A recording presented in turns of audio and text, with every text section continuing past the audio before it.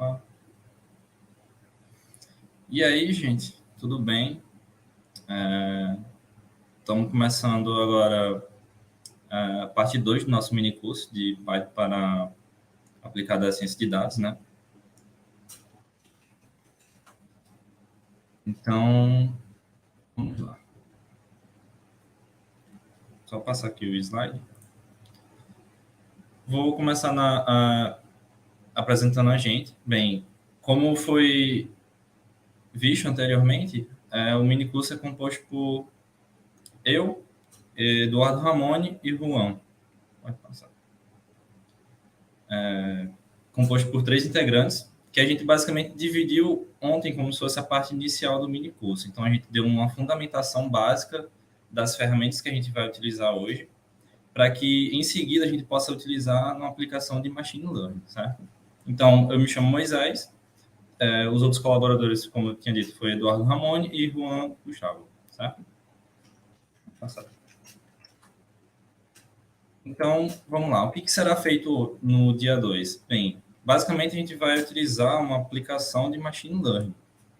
Então, para isso, vamos definir o que é uma aplicação de machine learning. Bom, vamos dizer que você tem certos dados e você quer realizar uma análise sobre ele, você quer realizar uma tomada de decisão. Você pode fazer isso manualmente, você pode ver os dados, criar gráficos, interpretar e dar o veredito. Tipo, pode acontecer isso. No caso, eu posso, sei lá, definir que um equipamento está com defeito por causa dessas propriedades aqui. Um exemplo fictício. Então, beleza, você está tendo uma tomada de decisão. E onde que vem o machine learning aí? Basicamente, o machine learning, essa tomada de decisão vai ser feita pelo computador. E para isso ser feito, a gente vai precisar de uma série de dados e um modelo para realizar esse efeito. Então, pode passar. Vamos lá.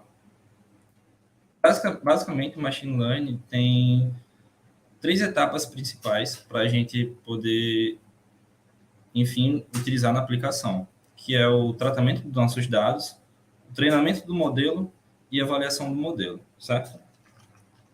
Então, vou mudar aqui para o Colab, para ficar algo mais, que dê algo melhor para entender.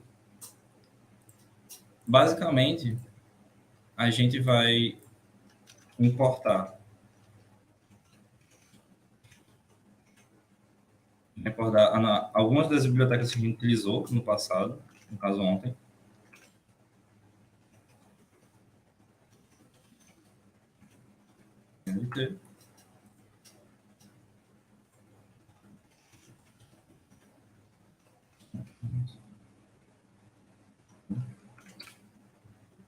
Basicamente, ontem a gente utilizou 3 principais bibliotecas, que é o Pandas, utilizado principalmente para a gente manipular data frames, para a gente manipular os nossos dados. A gente utilizou o Matplotlib para realizar plotagem de gráficos e a gente utilizou o NumPy para realizar algumas operações estatísticas, algumas operações matemáticas, utilizando vetores e matrizes.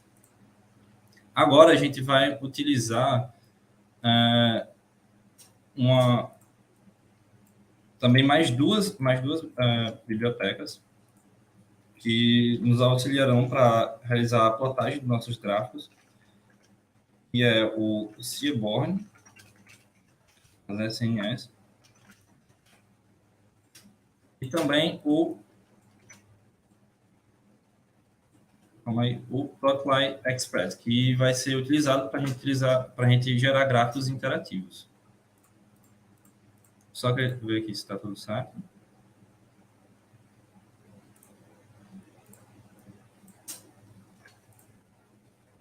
Aí está carregando um pouquinho.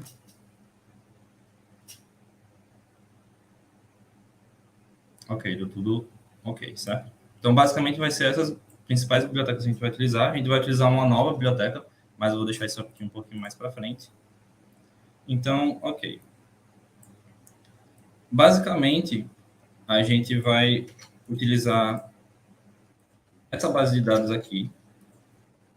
Eu vou colocar como um link. caso, a gente realizou uma manipulação nessa base de dados, a base de dados que a gente está utilizando agora. Então, aqui está o link do Kaggle. Basicamente, o Kaggle ele é como se fosse uma rede social, entre aspas, ao qual desenvolvedores que estão na área de ciência de dados publicam dados e também publicam seus notebooks. Então, é uma ótima ferramenta se você está aprendendo, você querer praticar. Você vai ver como que outros desenvolvedores realizaram sua análise de dados. Também tem aplicações de machine learning lá. E, enfim, então é um ótimo site se você quiser aprender. Então, eu vou só pegar aqui o link da nossa base de dados. Utilizando o Pandas, eu vou chamar de base nosso data frame. Vamos perder ponto. Read. Como a gente viu anteriormente, esse comando, basicamente, ele vai ler um arquivo CSV e vai jogar para o nosso data frame.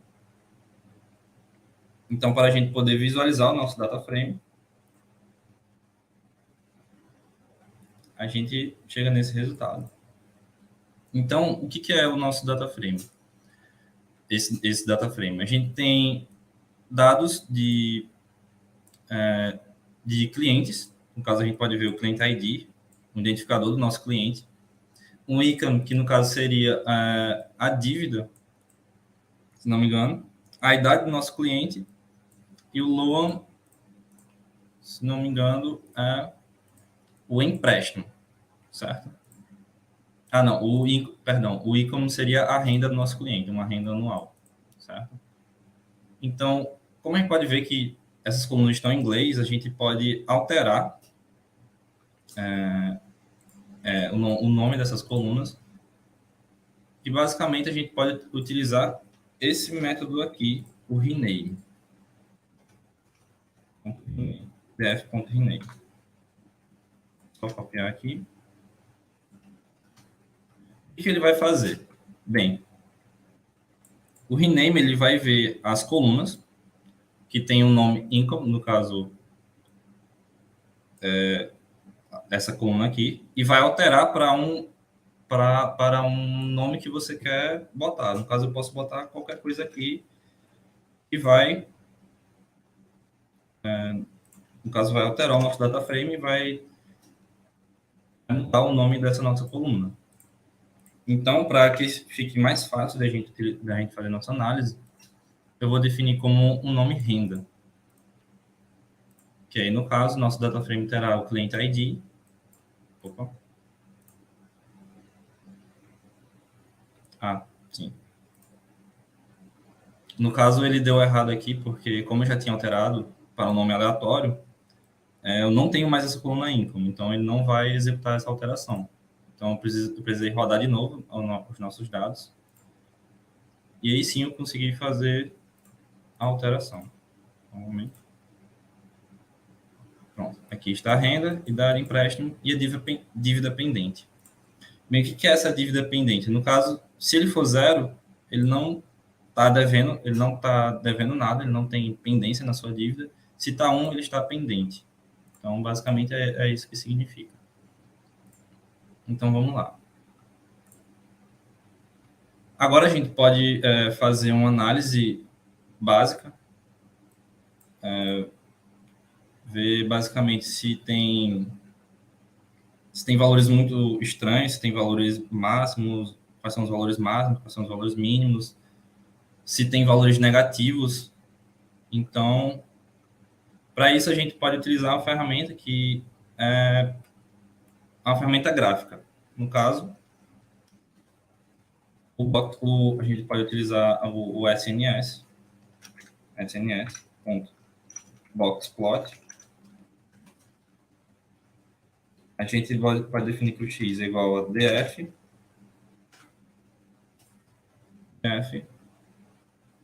no caso, a gente pode visualizar primeiro a renda. Então, vou copiar aqui. ok? A gente tem um box plot da nossa renda, do nosso data frame. Então, a gente pode ver aqui que não tem nada estranho, por assim dizer. Tá até algo normal. Não tem dados muito... não tem outlines, no caso. Então, a gente pode ver que está tudo tranquilo. A gente pode fazer esse mesmo box plot para a renda, certo? A renda não, no caso, a idade. Vamos definir lá a idade. Então, aqui eu já começo a ver umas coisas meio estranhas. A gente vê que tem idades negativas. Então, então, a gente já tem dados estranhos, então a gente vai ter que tratar esses dados, certo? No caso, a gente também pode ver, não só da renda, mas a gente pode, não só da renda, da idade, a gente pode ver a questão do empréstimo. Se ele tem alguma coisa estranha. Calma aí.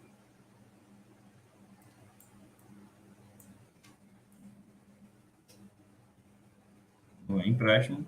A gente vê que tem alguns outliners, mas aparentemente não são muito estranhos, não são, tipo, dados negativos. Então, a gente pode meio que considerar que está algo no caminho, não está muito estranho, por assim dizer. Então, a gente também pode ver a questão da dívida pendente, sns.count, count plot, que bota um parâmetro x,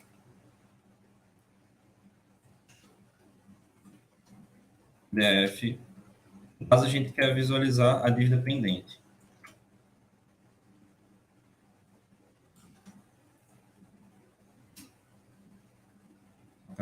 Pronto.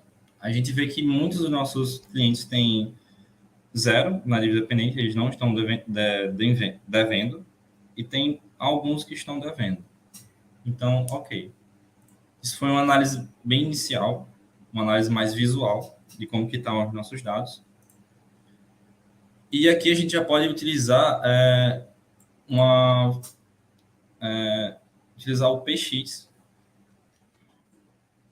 No caso, o PX que é da biblioteca Plotly Express. Existem vários tipos de gráficos que essa biblioteca pode definir, mas basicamente esse gráfico ele vai realizar uma matriz de correlação. No caso, a gente manda os nossos dados, o nosso data frame, o nosso método é o Scatter Matrix, e a gente vai botar as dimensões. No caso, a gente quer ver a renda, a idade e o empréstimo. E a cola, esse cola vai ser, no caso, vai ser pontinhos que vão ser colocados nesse gráfico da dívida pendente. Então, ele vai sinalizar se ele tem uma dívida pendente 0 ou 1. Como são dois valores, né, vai ser duas cores. Ou vai ser uma cor ou vai ser outra. E a gente visualiza a partir do gráfico show.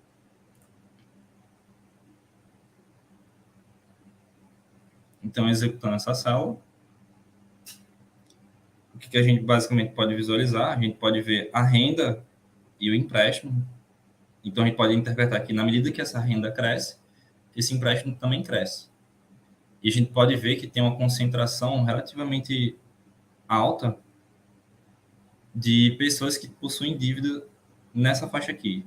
Enquanto vai aumentando também a questão da dívida. A gente pode ver também a questão da idade e o empréstimo. Obviamente, a gente vê que esses dados negativos está atrapalhando alguma coisa, está fazendo uma coisa muito estranha. A gente também vê aqui nesse outro gráfico, com essas dados negativas.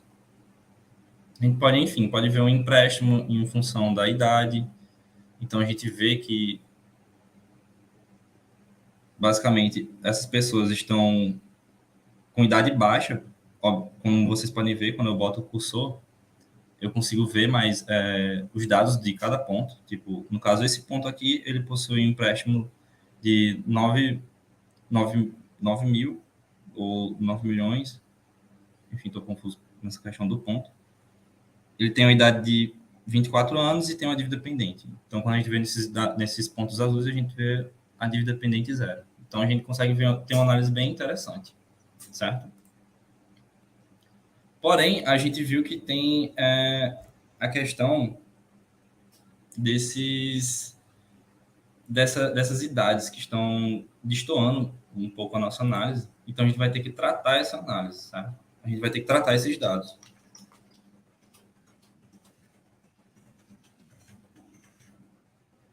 Então, vou separar aqui o tratamento dos dados. Então, a primeira coisa que a gente pode ver, no caso, seria o DF, nosso data frame, ponto .lock, que no caso a gente vai localizar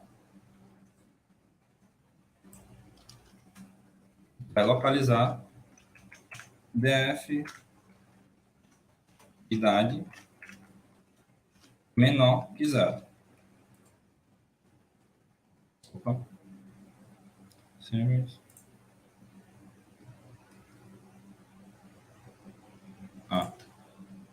No caso, a questão é só dessa chave aqui. Pronto, então aqui a gente pode visualizar as nossas idades que são menores que zero. A gente pode ver que o cliente ID 16, o 22 e o 27, ele tem idades menores que zero. Então, a gente vai ter que fazer manipulações para que esses dados não alterem o nosso modelo, por assim dizer. No caso, a gente também pode fazer esse mesmo código sem utilizar o lock. A gente pode utilizar apenas isso daqui.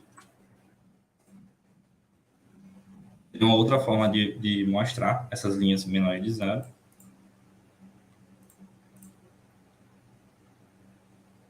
Então, o que a gente pode fazer? A gente pode excluir essas linhas. No caso, eu vou botar um df2. No caso, eu vou botar só o nome de teste. Igual a df.drop.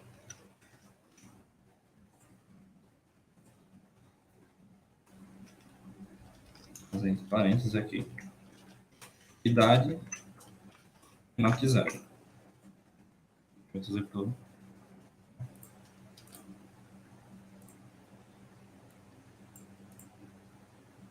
No caso é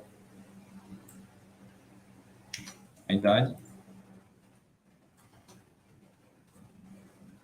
Esse método drop eu fiz basicamente, eu fiz a exclusão da coluna idade. A gente vê aqui no teste. Que a gente excluiu a questão da coluna idade. Poderia ser uma forma, porque a gente vê que tem dados discrepantes, mas não seria o ideal, porque a gente está excluindo basicamente todos os outros dados em função da idade. Então, não seria muito interessante fazer esse tratamento. Então, o que seria interessante de fazer? Basicamente, a gente vai ver o index desse data frame, que tem os valores menor que 10, que tem valores menores do que 10. Então, eu vou apagar isso daqui. Botar o ponto index.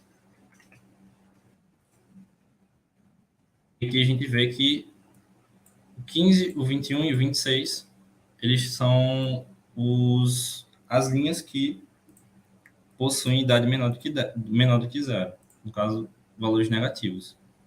Então, a gente pode utilizar esse código aqui. Vou dar um Ctrl Z.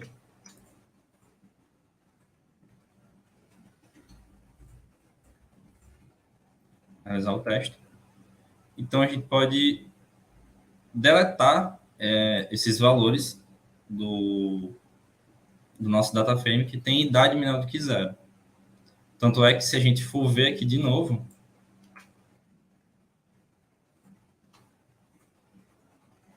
vai ver que o DF ele vai ser menor do que... Opa! No caso, eu vou botar para o próprio DF.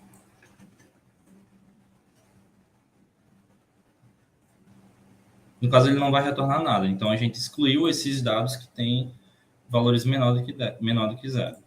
Então, teoricamente, deu certo, né? Mas tem uma questão no aprendizado de máquina, né, que é muito bom você ter o máximo de dados possíveis. No caso, você tem que ter todos esses dados. Então, eu excluir dados, pode ter casos que eu tenha que excluir, sei lá, não só 3 linhas, mas 10, 20, 100 linhas. Então, isso pode comprometer o aprendizado da minha máquina. Então, não seria também uma forma muito interessante de fazer isso daqui. Então, basicamente, só retornar aqui, porque eu alterei o meu data frame, né?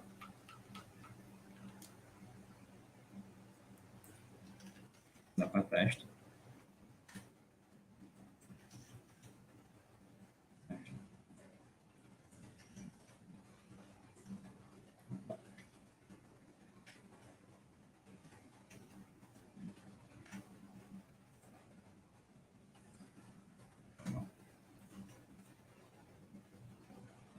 Então, basicamente, eu tenho que fazer uma outra abordagem.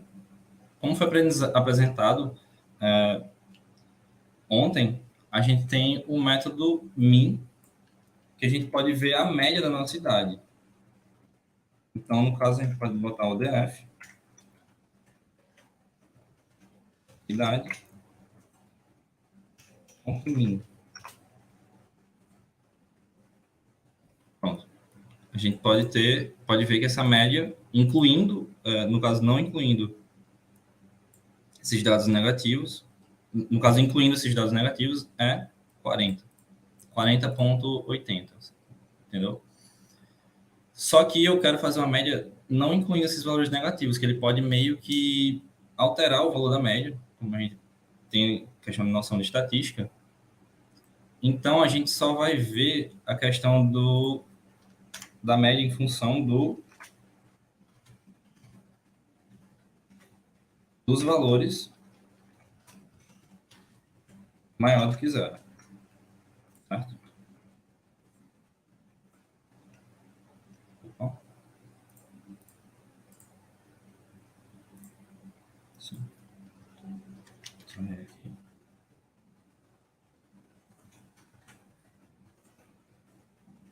A gente pode ver a questão da média dos valores maiores do que zero, então os valores não negativos.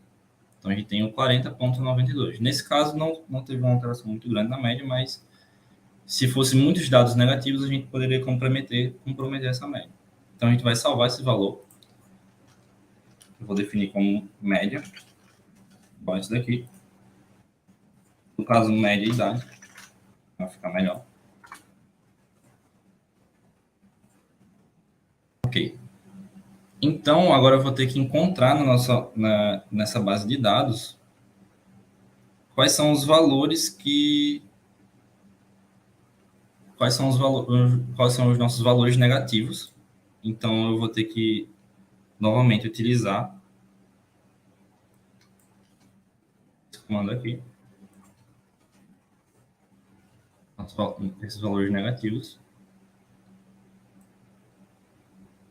Vou usar o método lock, def.lock. Vou ver os valores que são negativos na nossa idade, da idade. Vou botar esse parâmetro de idade, é questão de que o que eu quero substituir, tipo, eu vou ver na coluna idade do nosso data frame e eu vou substituir por um novo valor. No caso, a gente quer a nossa média da idade. Executando aqui. A gente agora alterou o nosso data frame. Tipo, ele vai receber todos os valores menores de zero, ele vai receber o valor da média da idade. Então, a gente pode tentar encontrar novamente esses dados que são menor do que zero. Caso a gente for executar aqui de novo, a gente não encontra esses valores menores do que zero, porque a gente já alterou por essa média. Então, para a gente Então, basicamente seria isso. Para a gente garantir que a gente alterou a questão do index, a gente pode, no caso antes, o index era 15, por exemplo. 15 era um dos valores que tinha idade negativa. Então, eu posso utilizar o método lock para ver de fato se a linha 15 ela foi alterada. Então, a gente vai botar lock para o valor da média. A gente vê lock e a gente vê que a idade ela teve a alteração do nosso valor da média, que era 40,92. Então, ok, a gente fez essa alteração certa. Então, basicamente, seria um pouco resumindo do que foi visto ontem, né? De questão de tratar os nossos dados. Basicamente, a gente fez o tratamento de dados negativos da idade, né? A gente colocou pela média. Então, eu fiz basicamente um resumo meio rápido de como que é feito isso. E agora a gente vai partir já para a questão do machine learning, certo? Lembrando que o machine learning ele funciona da seguinte forma: você tem um conjunto de dados, você quer encontrar determinado parâmetro. No caso, a gente quer determinar se essa dívida ela tem uma probabilidade de ser pendente ou não, se o cliente ele tem uma chance de dever ou não. Então, para isso, a gente precisa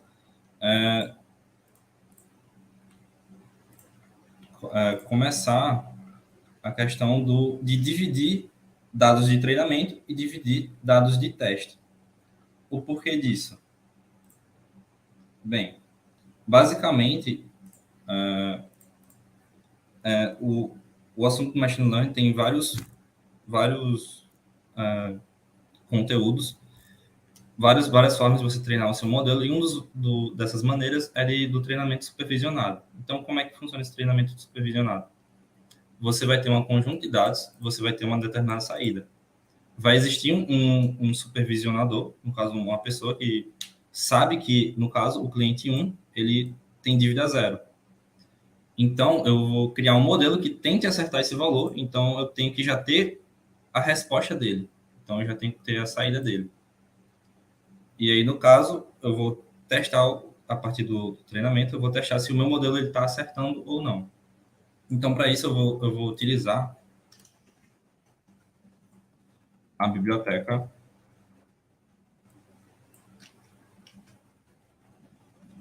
um momento.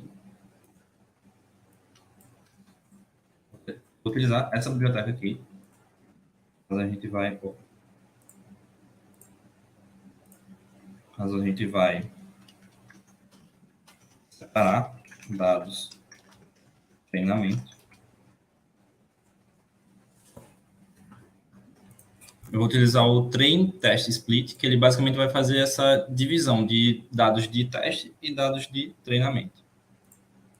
Então, para isso, para utilizar isso, é bem simples. Eu vou definir uma variável x de teste, no caso, x de treinamento, vírgula, y de treinamento, e eu vou ter valores de x de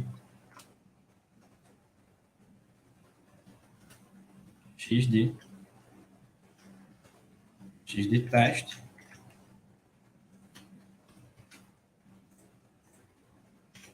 y de teste.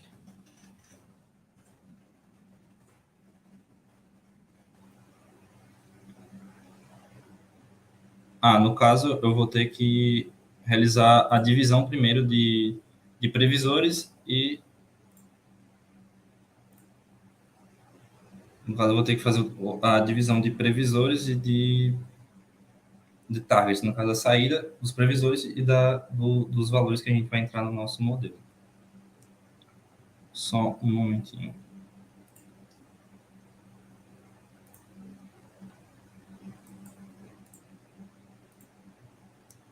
Só criar aqui.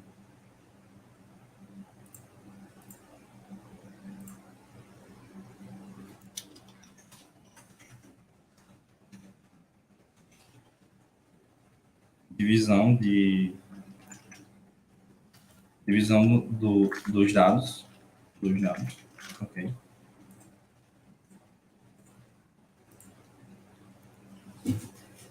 Então, a gente vai definir que o nosso variável x de crédito, ele vai receber o nosso df.lock. Vai pegar todas as nossas linhas do nosso data frame e a gente vai da coluna 1 até a coluna 4. No caso, a gente vai pegar o cliente ID, a renda, não, no caso a gente vai pegar a renda, porque o array ele começa a partir do zero. A gente vai pegar a renda, a idade e o empréstimo. Executando isso daqui. Se a gente visualizar, edit,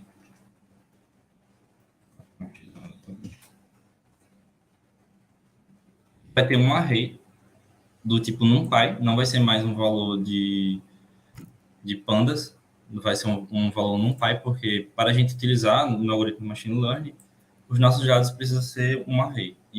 Então, no caso, ele não pode ser do tipo data frame do pandas.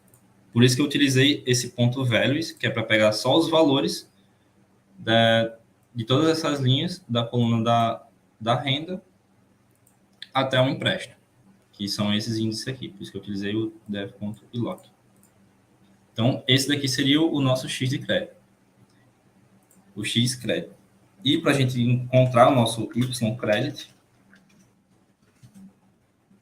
a gente vai utilizar esse mesmo código, esse mesmo trecho de código, porém a gente só vai pegar o índice 4, certo? Porque no caso esse 1, ele vai de 1 até o 4, só que ele para antes do 4, ele vai do 1 até o 3. 1, 2 e 3. A dívida pendente, que é o que a gente quer prever, a gente vai definir no Y crédito, certo?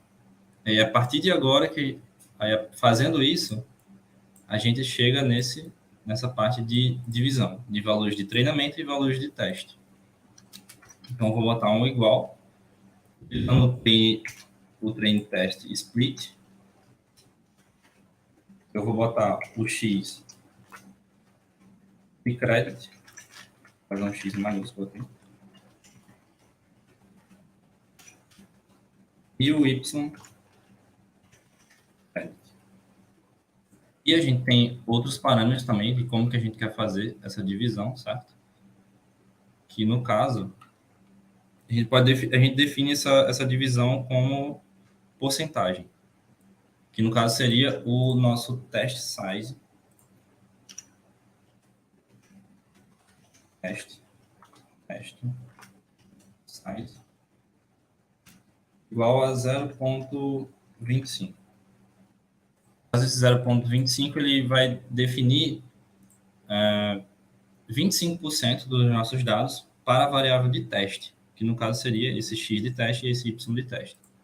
E o resto que sobrar, que no caso são os 75%, vai ficar no x treinamento e y treinamento.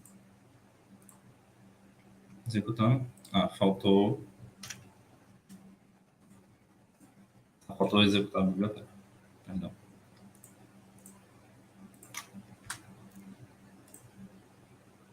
Pronto. Então, no caso, eu posso verificar aqui as nossas variáveis. O x de treinamento, ponto shape. A gente vê o tamanho dele, que tem 1.500 linhas e 3 colunas. E o nosso y de treinamento, ele deve também ter o mesmo tamanho. No caso, 500 linhas e 3 colunas. Teste. Só ver se eu coloquei tudo direitinho. No caso, esse daqui, eu só inverti aqui os valores. X de teste chega primeiro. Depois é o Y de treinamento.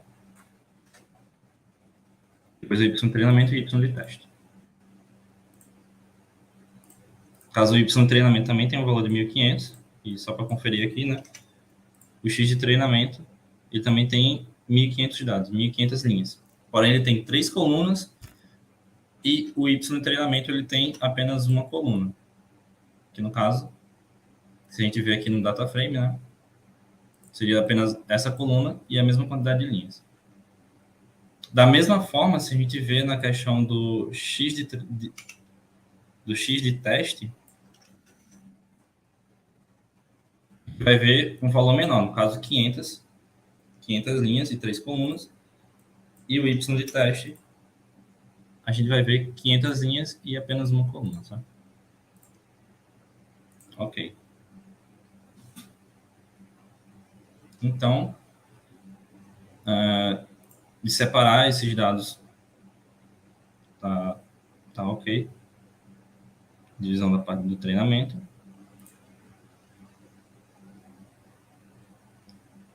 E certo.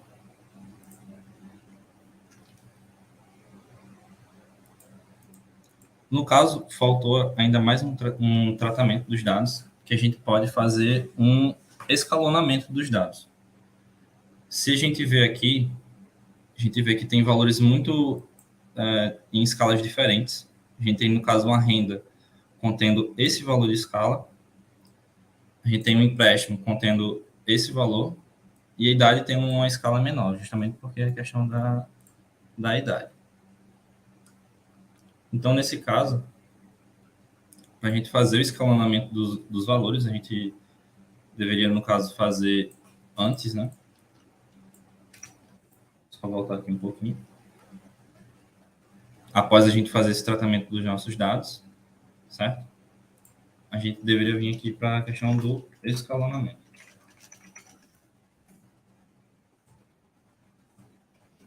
Vai utilizar essa biblioteca, Scalary Preprocessing Standard Scalar.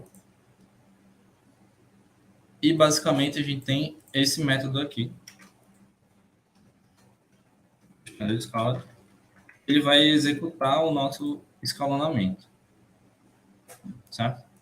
Então, para isso, a gente precisa utilizar standard scalar.fit, fit underline transform, e a gente quer ver o que a gente quer escalonar. No caso, a gente vai querer escalonar todo o nosso data frame. Todo o nosso data frame, certo? E a gente vai jogar para o próprio data frame. Se a gente for visualizar aqui novamente, a gente vê que possuem dados negativos e positivos, mas a gente consegue perceber que ele está em uma escala relativamente parecida. A gente não tem muitos dados variando. No caso, a gente pode ver a questão da idade, o mínimo da idade, sem esses parênteses.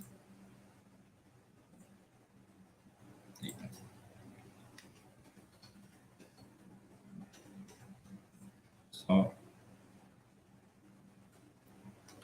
ver aqui um pouquinho.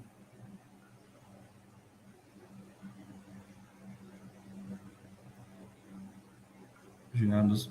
Bom, basicamente a gente vê que a idade.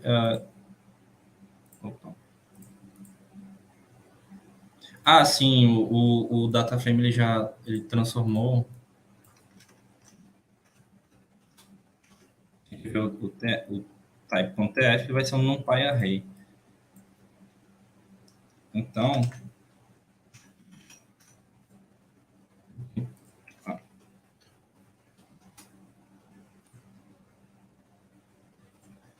enfim, mudou o nosso tipo de dados, mas a gente pode a gente basicamente vê que nosso data frame ele tem uma escala relativamente igual. Então, que os valores estão variando de um valor menor e máximo de forma parecida.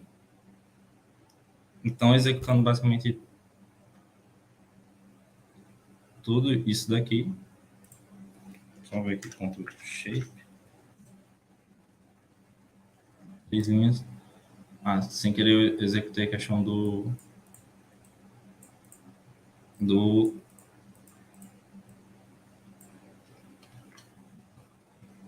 uma forma meio errada. Eu fiz o escalonamento também na questão da saída dos dados. Deixa eu só mudar a questão aqui.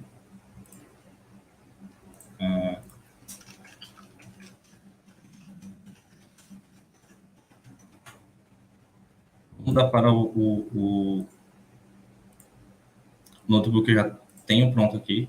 Fica um jeito mais simples de mostrar.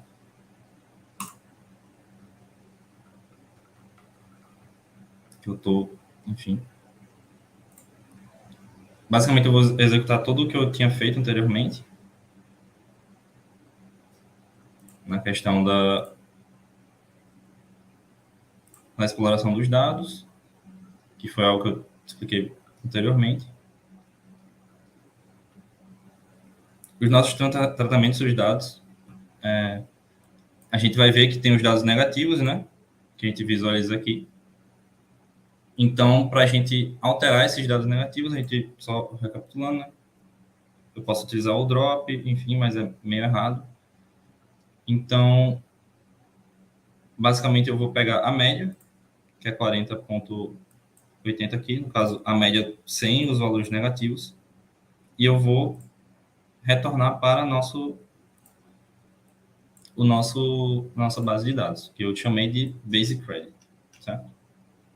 Então, e também eu acabei esquecendo de mencionar, mas a gente pode ver se existem valores faltantes. No caso aqui deu tudo falso. No caso, ele só vai mostrar o nosso data frame e com o ponto sum, ele vai somar valores true e vai realizar uma contagem. Então, a gente também pode ver que existem idades com valores nulos, valores zeros. Então, para a gente poder alterar isso daqui, a gente vai pegar a nossa base de crédito, ponto .lock, pd.isNull, a gente vai verificar quais são os valores nulos da nossa base do crédito e a gente vai encontrar. A gente encontra que esses valores estão na linha 28, 30 e 31. Que no caso a gente vê aqui na idade, que é o NaN. Então a gente vai ter que filtrar esses dados utilizando o fill.na. A gente vai ver na base do crédito, a gente vai ver a média dessa base de crédito da idade, né? Que a gente já tinha calculado anteriormente. E a gente já vai utilizar, já vai aplicar esse valor no nosso data frame, que é o Basic Credit, que é o in place true. No caso, esse método ele já altera a nossa base de dados. Então, se a gente for procurar algum valor nulo da coluna idade, a gente não encontra nada. Então, para a gente verificar, a gente pode realizar operações booleanas aqui, a partir do Pandas, né? A gente vai ver da questão do ID 29, 31 e 32. Então, a gente encontra que a gente aplicou a média nesses valores de idade. Então, a gente vai ver o cliente ID, ISIN 29, 31 e 32. A gente vai ver também aqui outra forma de visualizar, né? Que a idade está aplicada na média. Então, a gente vai realizar a divisão, né? Do nosso tipo de dado. Como a gente pode ver aqui, o Basic Credit ele é um pandas.core.frame. E quando a gente utiliza esse método values, para a gente pegar todas as linhas e da primeira até a terceira coluna, no caso os valores da renda e da de empréstimo, a gente vai utilizar esse método .values e aplicar nosso xcredit. E a gente vê também que o tipo de dado é um numpy.endArray. Então, o YCredit, a gente vai colocar apenas os valores da coluna 4, que executando, a gente chega no array 0, 0, 1, enfim, que são os valores da dívida pendente. E a gente vê também que o tipo dela é NumPy and the array. Então, agora a gente vai na parte do escalonamento, eu acabei fazendo na ordem errada, mas, enfim. O escalonamento nada mais é do que realizar uma escala igual para todos os dados. Então, o Xcred, se a gente vê o mínimo e o máximo da coluna 0, da coluna 1 e da coluna 2, que no caso é a renda, a idade e o empréstimo, a gente vê escalas totalmente diferentes. Aqui, 20 mil, basicamente, aqui a idade fica só nas primeiras casas decimais de 18, e aqui a gente vê um ponto, o mínimo. E o máximo a gente vê uma escala totalmente absurda, tipo, uma escala extremamente maior aqui, e aqui extremamente menor. Então, utilizando do Standard Scale, a gente vai realizar um escalonamento que nada mais é do que deixar em uma mesma escala. Então, a gente vê aqui o mínimo e o máximo, eles não têm muita diferença, eles estão variando em um intervalo parecido. Então, a gente pode visualizar esse Xcred que todos os valores foram escalonados. Certo? Então, a gente vai dividir agora os valores de treinamento e de teste, como tinha colocado lá anteriormente, né? Fica desse modo, utilizando o Train Test Split.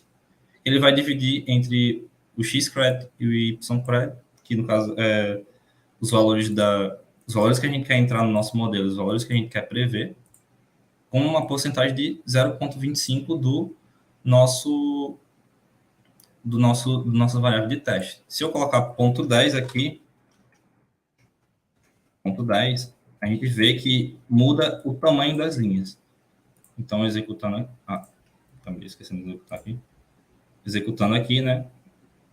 Antes, no valor 0,25, a gente tinha 1.500 no X de crédito do treinamento, na parte do treinamento. Então, a gente acaba tendo um valor maior, porque a gente diminuiu a porcentagem do que a gente bota para questão de teste. Como a gente pode ver aqui, diminuiu. Eu vou definir 25 mesmo, que era o que estava antes. Então, a gente pode fazer um print do Xcred do 0 até o 5, no caso, as primeiras 5 linhas da nossa matriz, né? São esses valores aqui. A gente pode fazer o mesmo também para o Y.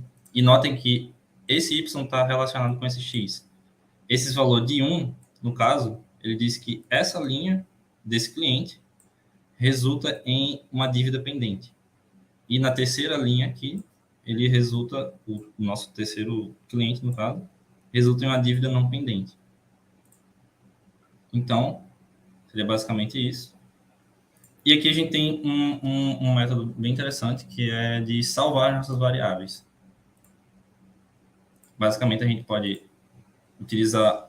Opa, só escolher aqui. With open, utilizando o import pico, que ele vai criar um arquivo, se a gente abrir aqui no nosso notebook, que esse credit ele vai ser um arquivo que a gente salvou.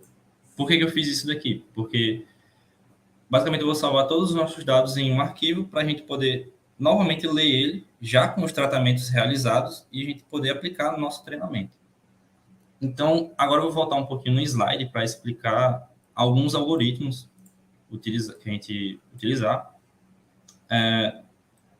Note que um ponto importante que eu queria ressaltar é que quando você está realizando o desenvolvimento de um algoritmo de machine learning, você acaba demorando muito mais tempo analisando seus dados e tratando seus dados do que, de fato, treinando. Muitas das vezes acontece isso. Então, tanto é que vocês vão ver a partir daqui que, basicamente, são passos simples, passos bem diretos para a gente realizar o treinamento do nosso modelo. Então, vou mudar aqui para o nosso slide. que eu vou explicar um pouquinho sobre o Naive Bayes, que é o nosso primeiro algoritmo que a gente vai utilizar. Basicamente, o Naive Bayes, ele utiliza do teorema de Bayes, que é algo que a gente estuda lá na estatística, que basicamente ele vai ser um algoritmo que ele vai calcular uma tabela de probabilidade. Ele vai definir probabilidade para cada uma dessas variáveis em função delas mesmas. Tipo, do mesmo, ele se baseia no teorema de Bayes, né? No caso da probabilidade de A para B, de B para A, ele vai criar uma tabela de probabilidade.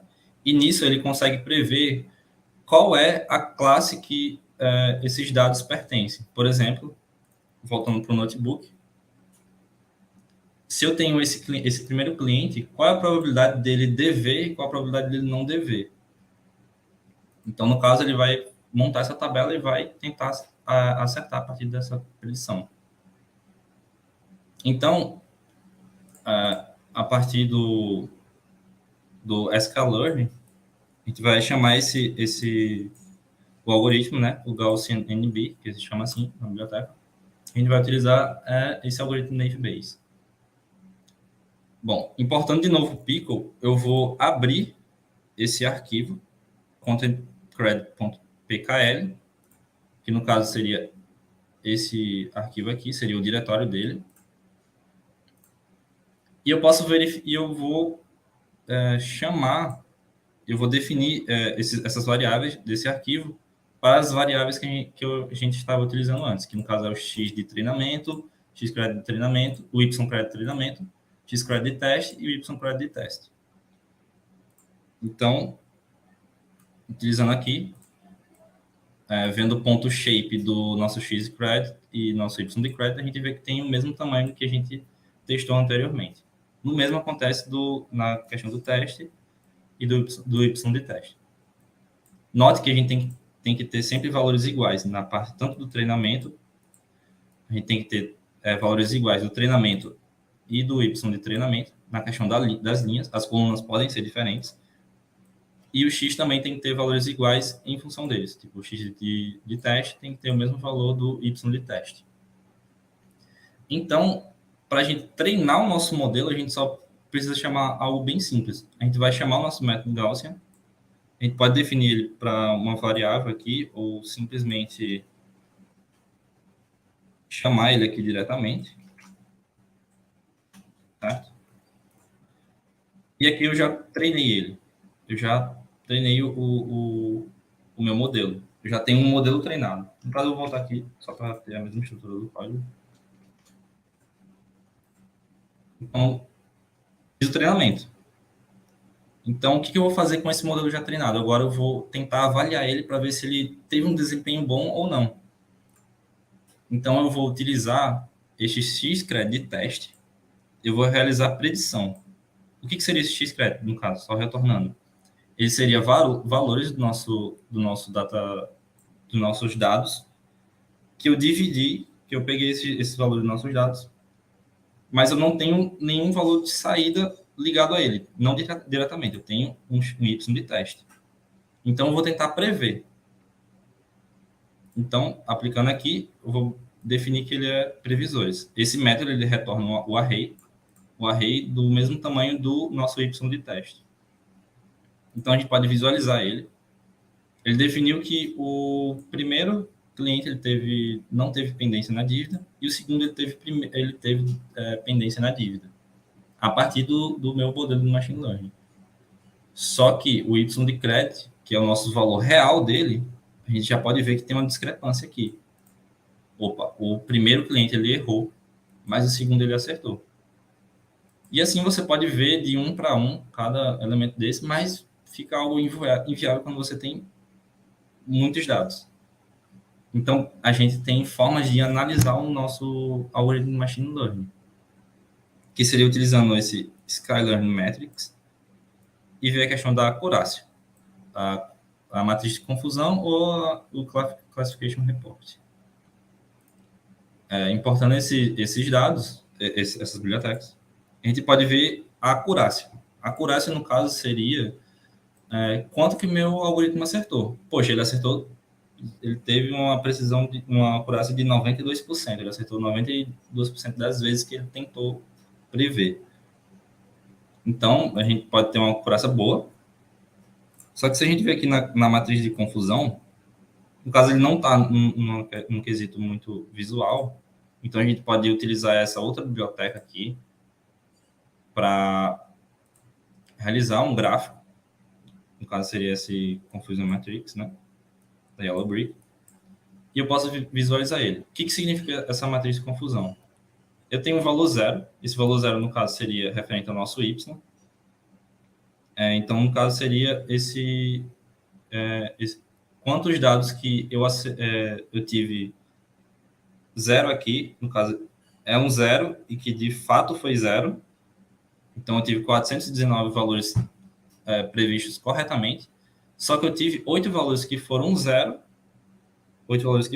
sendo que, na verdade, eles eram 1. Eles valiam 1. Então, eu errei apenas 8 das possibilidades, dessas possibilidades. Então, eu tive até que um desempenho bom nesse quesito de prever o zero, que no caso seria não tiver uma dívida pendente. E no caso do 1, eu já tive alguma coisa meio diferente. Eu acertei 42 das vezes, 42 previsões, mas eu errei 31 delas. Então, eu não tive um desempenho tão bom. Note que essa acurácia, ele meio que mente para você. Ele disse, poxa, seu algoritmo foi muito bom, teve uma acurácia de 92%, só que você vê que ele erra muito na previsão de dívidas pendentes. Então, isso pode ser um problema para a empresa. Se a sua empresa quer que você crie um modelo para prever se o cliente ele deve muito, ou ele tem uma chance maior de dever ou não, eu vou estar errando muito nessa questão dele definir que ele de fato está devendo. Então, isso pode ser um problema até que grande para a sua empresa, mas a sua coragem teve 92%. Então, existe outra métrica para você avaliar isso, que no caso seria utilizando o Classification Report. Basicamente, o que ele traz para a gente?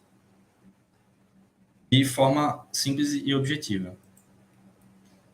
Eu tive 98% de dados que era zero, que eu peguei dados que eram zero, e desses dados que eu peguei zero, que eu previ zero, eu tive uma precisão de 93%. Porém, quando o valor era 1, eu apenas peguei 58% deles, mas eu tive uma precisão de 84%. Note que é um pouco confuso explicar essa questão do recall e precision, porque tipo, ele teve uma tolerância menor em pegar valores de 1, mas eu tive uma precisão, um desempenho melhor na questão de prever zero, que no caso seria não ter dívidas pendentes. Uma forma de visualizar isso graficamente é utilizando a Rock Curve e o Alcer. Basicamente, esse Rock Curve, eu vou definir esse parâmetro aqui, utilizar essa função. Eu vou pegar o y de teste e as previsões, que no caso seria as previsões do nosso modelo. Eu vou utilizar essa função e aplicar nessas duas variáveis. E depois eu vou ter a curva ALK. Então, aqui está um código para a gente mostrar esse gráfico. Que executando ele, basicamente, ele mostra essa curva aqui. E o que seria isso? Basicamente, seria o desempenho em função das duas variáveis, no caso de um falso positivo ou de um true positivo. Basicamente, o ideal seria que essa linha, esse ponto aqui, ele esteja bem aqui, nessa diagonal, e essa área, no caso, abaixo dessa curva, ela esteja bem mais próxima de 1. Então, significa que eu tive um desempenho tanto em acertar previsões de pendência de dívida, como não pendência de dívida. Então, eu tive desempenho nesses dois casos. Então, a gente pode ver que eu tive um desempenho muito bom em acertar zeros, mas eu tive predições meio não eficientes nessa questão de dar de dar essa classe aqui 1. Então, basicamente seria isso do Naive Bayes. E eu vou agora passar um pouco sobre a questão da árvore de decisão e um pouco sobre redes neurais também. Então, vou voltar aqui um pouco no slide. Rapidão. Pronto. A árvore de decisão, basicamente, ele funciona a partir de cálculos estatísticos de entropia, se não me engano. Basicamente, ele vai criar uma árvore de decisão. No caso, a gente tem um quadradinho inicial e eu vou decidir, tá, esse valor aqui, ele de fato no caso, um parâmetro de renda. Essa renda, ela é maior do que 100? Não. Então, eu vou para o gráfico de cima. E a partir disso, eu vou fazer várias decisões. É como se fosse concatenações de ifs e elses. Só que não vai ser eu que vou criar esses ifs e elses, vai ser o meu modelo que vai criar ele. Então, voltando para o notebook, a gente vai utilizar esse Decision Tree Classifier. Então, criando ele, eu vou pegar novamente o meu credit. Vou pegar os meus valores da base de dados do credit e vou fazer basicamente tudo que eu fiz no Naive Bayes. Eu vou carregar ele e eu vou treinar o meu modelo com esse ponto fit. No caso, para a gente utilizar a árvore de decisão, precisa definir alguns parâmetros, que no caso qual é o critério que eu vou utilizar para realizar esse treinamento, entropia, e random state é mais um fator aleatório de como que vai ser construída essa árvore. Então, a gente pode carregar de novo os previsores e o y de teste. A gente já vê que nesse ponto aqui ele acertou. Então, ele já teve uma mudança em comparação no Naive Bayes. Então, carregando novamente os métodos de desempenho do meu modelo, eu tive uma acurácia de 97%. Então, foi bem interessante. E visualizando a matriz de confusão, eu tive já um acerto maior em comparação ao Naive Bayes na questão de valores que resultam em 1, no caso, em dígito dependente.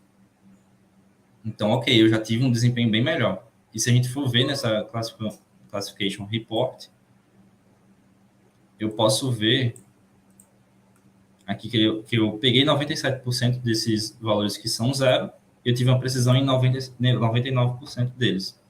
Já no 1, eu tive 96% de pegar esses dados, e eu tive uma precisão em acertar essa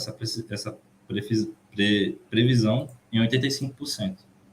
Então, eu tive já um desempenho bem melhor do que o meu Naive Bayes. E algo muito interessante da árvore de decisão é que você pode plotar essa minha árvore nessa minha árvore de decisão. Como que ela foi construída? Basicamente, eu vou utilizar esse método de Sklearn Import Tree, e eu posso ver aqui que eu tenho uma raiz, no caso ele vai ver uma decisão, se a idade ele vai ser menor do que menos 0,45. Por que esse valor negativo? Lembra que eu fiz a questão do escalonamento, eu criei uma nova faixa uma escala dos meus dados. Então, ele vai decidir, a partir dessa idade, tá, esse dado ele tem uma idade menor do que esse valor? Tem. Então, ele vai vir para cá. Opa, ele já vai dizer que essa classe é zero. Então, se ele já tem menor do que isso, então o meu cliente a árvore já vai decidir que o meu cliente ele não tem dívida pendente. E no caso contrário, ele vai seguir para essa outra caixinha aqui e vai seguir até todas as possibilidades dessa árvore de decisão. Então, basicamente é isso. Uma evolução da árvore de decisão seria, no caso, a Random Forest, que seria florestas aleatórias. O que seria isso? Seriam várias árvores de decisões, no caso, por exemplo, 5 árvores de decisões diferentes, construídas diferentes, mas com os mesmos dados. Opa. Ah, tá. É só a questão do Colab. Que deu uma travada aqui. Que o Google Colab ele tem uma questão de determinado tempo, ele faz uma ele desconecta você e você tem que reconectar. Enfim. E então, Random Forest, basicamente, ele vai ser várias árvores de decisões. No caso, uma floresta. Então, como se eu tenho mais de uma árvore. Opa. Enfim.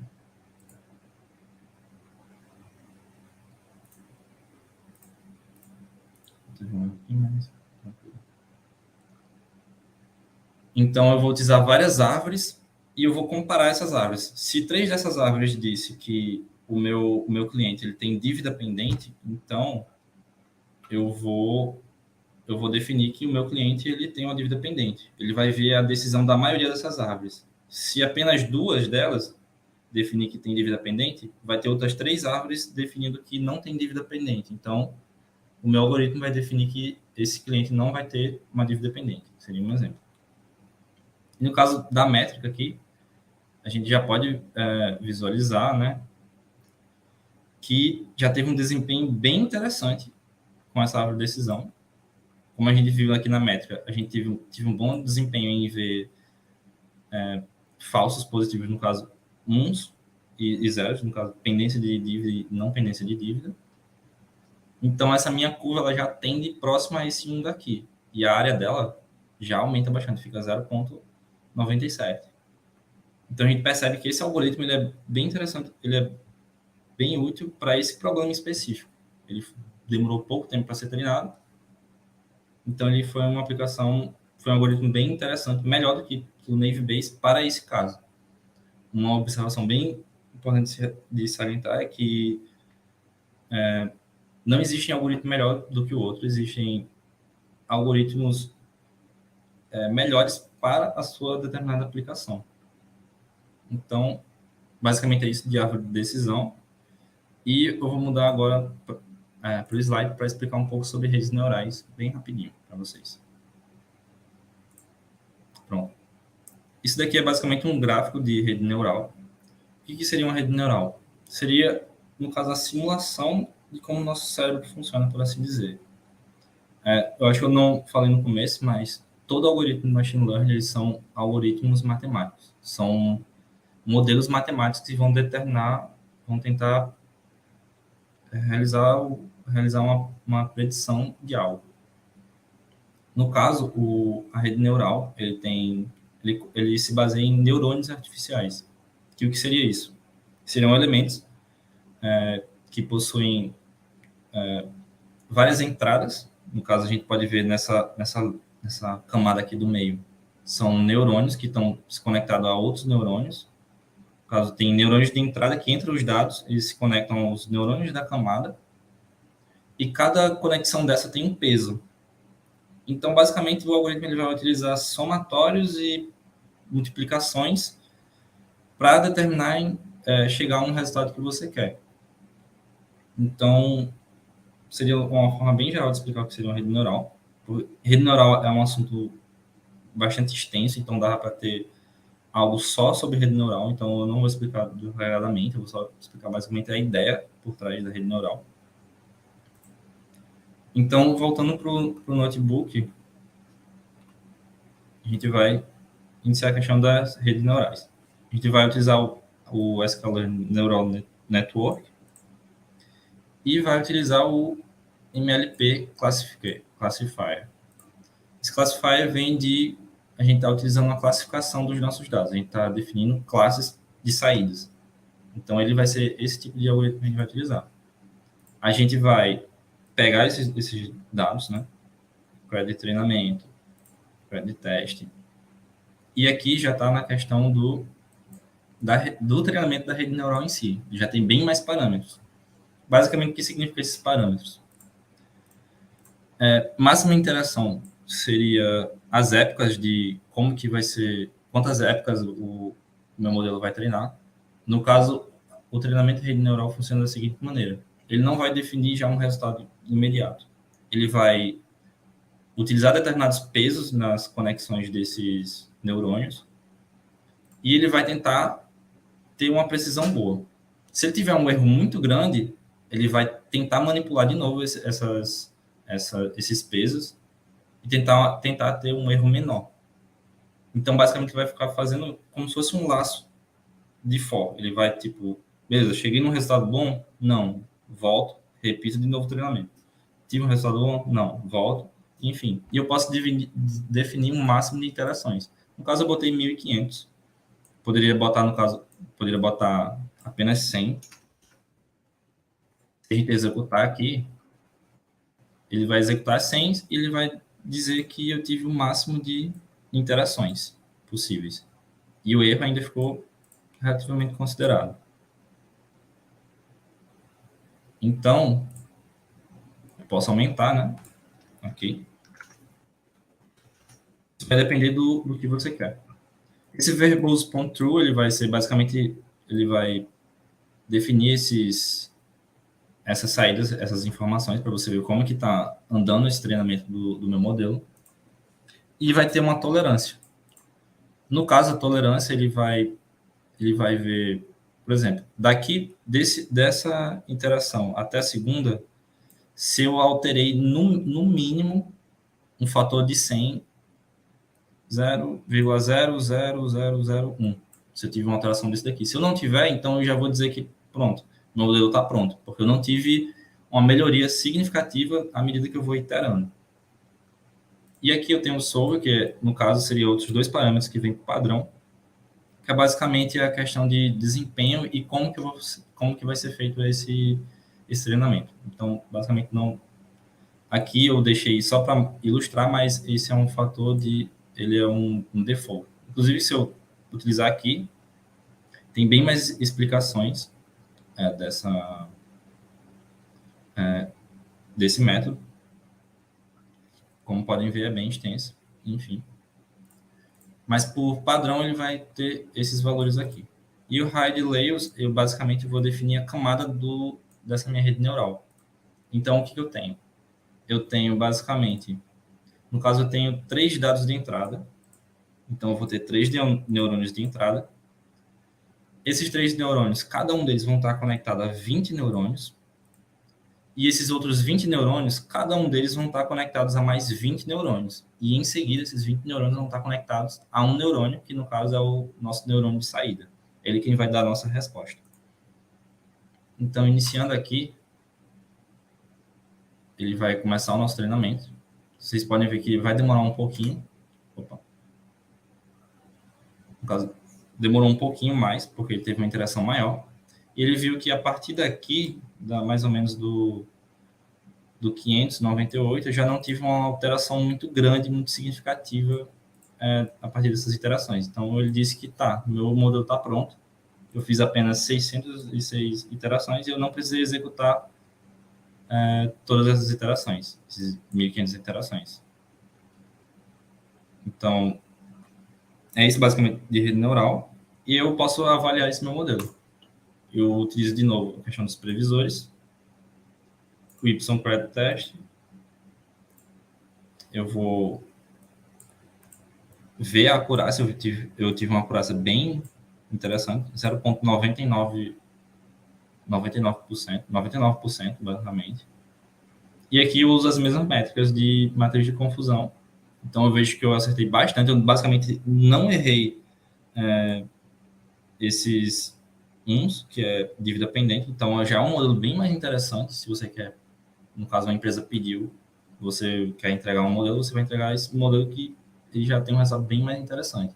Ele só teve um único erro, que foi na quesito de zeros, de clientes que não têm dívida pendente. E aqui a gente utilizando classificação report, eu tive basicamente aproveitamento 100% desse zero. E eu tive só apenas uma precisão de 0,99 desse 1, que no caso foi esse erro daqui. Então, o meu modelo está bem interessante, ele tem uma precisão, um desempenho muito bom. E eu posso visualizar isso novamente com aquele gráfico. Notem que teve essa curva aqui, basicamente a área foi próximo de 1. No caso, ele disse 1 aqui direto, mas é mais a questão da casa decimal que eu quis botar 0,2, duas casas decimais. Se eu quisesse botar mais casas decimais, ia estar 0,999999 e alguma coisa. Então, teve um desempenho bem interessante, bem acima da média do que os outros modelos. Então, a gente pode meio que, se você quiser escolher um modelo melhor, a gente seria, no caso, uma indicação melhor utilizar a rede neural para isso. Mas, uma questão importante de mencionar, a rede neural, por ser um algoritmo bem parrudo, ele também exige muito da sua máquina. Aqui no Colab, a gente desfruta de computadores da Google que tem já uma placa de vídeo, então eu consegui fazer esse treinamento rápido, mas se eu botar uma máquina mais fraca, por assim dizer, esse treinamento pode demorar não só minutos, como horas, dependendo da máquina. E isso é porque eu também peguei dados relativamente pequenos. Então, e utilizei também uma camada de neurônios pequenos. Se aumentar essas camadas aqui, vai demorar. Eu vou fazer isso aqui no final só para ilustrar mesmo. Vai demorar bastante. Ou talvez não, porque ele conseguiu até que rápido chegar num resultado bom. Então, vai também no quesito. É aquela coisa, você não precisa de uma bazuca para matar uma formiga. Então, não dizendo que rede neural é melhor para tudo, ela é de fato um algoritmo muito potente, ele é utilizado muito para problemas muito complexos, mas talvez se você tiver uma aplicaçãozinha meio simples, você não precisa utilizar uma rede neural da vida, mas talvez um Naive Bayes ou uma árvore de decisão. Então, basicamente é isso. A gente chega aqui no nosso desempenho, né? Encontra aqui. E agora a gente tem, só para finalizar, a gente pode salvar esse modelo. No caso, a gente vai criar, no caso, a gente vai abrir os nossos dados de crédito. A gente vai concatenar eles, a gente vai treinamento de teste. A gente vai ver a questão do shape, a gente vai ver, tem valor, o X de crédito tem 2.000 linhas, 3 segundos, aquele mesmo negócio que eu mostrei anteriormente, né? E aqui eu já posso realizar um treinamento, né? Treinar os meus dados novamente. No caso, eu vou botar o MLP Classifier, que é a rede neural. Posso também treinar a minha árvore novamente, né? Vou chegar naquele mesmo resultado, né, de antes. E eu posso utilizar o Pico para salvar essa rede neural. Essa rede neural e essa árvore de decisão. Esses dois algoritmos diferentes eu posso salvar em arquivos. Então, é que eles vão estar aqui em arquivos, certo? E a gente pode carregar ele. No caso, quando você tem, depois que você passa dessa parte de treinamento, você pode jogar em uma aplicação. Depende da aplicação que você quiser. E você basicamente vai poder só executar esse algoritmo. Então, eu vou carregar esse algoritmo, vou definir o algoritmo da rede neural para essa variável e a árvore também para essa variável. Uma questão para a gente ver também o tipo dela, né?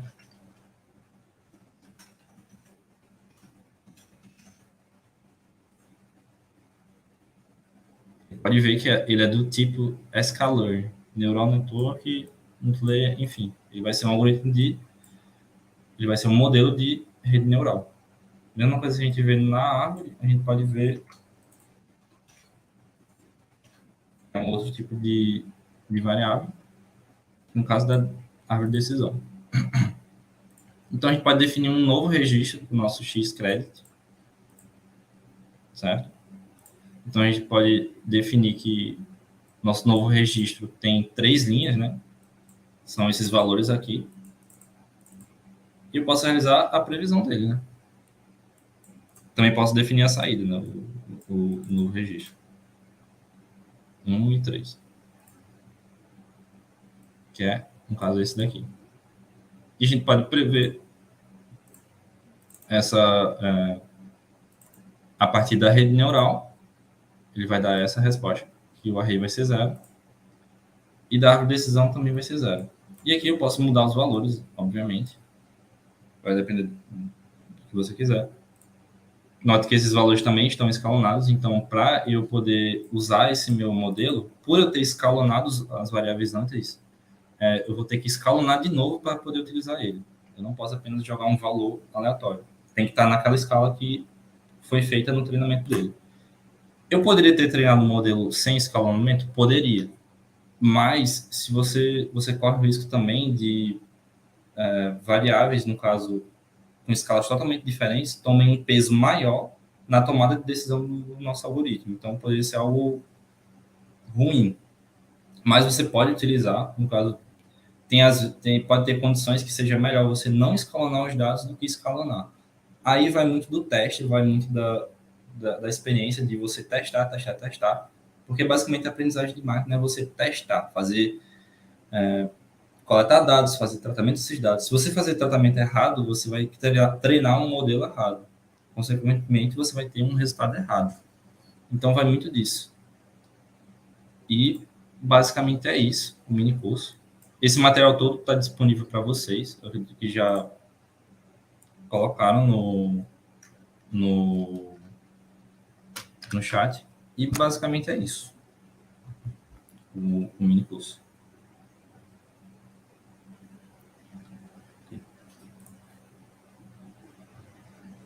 Então, é isto.